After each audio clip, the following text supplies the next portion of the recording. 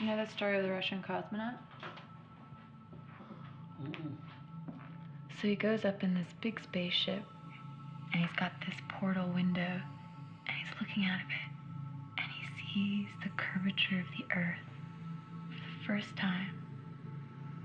And then all of a sudden, this strange ticking begins coming out of the dashboard. Okay, yeah. But he can't find it. He can't stop it. It keeps going. A few hours into this, begins to feel like torture. What's he gonna do? He's up in space. So Cosmonaut decides the only way to save his sanity is to fall in love with this sound. Put all the negative chatter aside. Forget about it. Now go and live.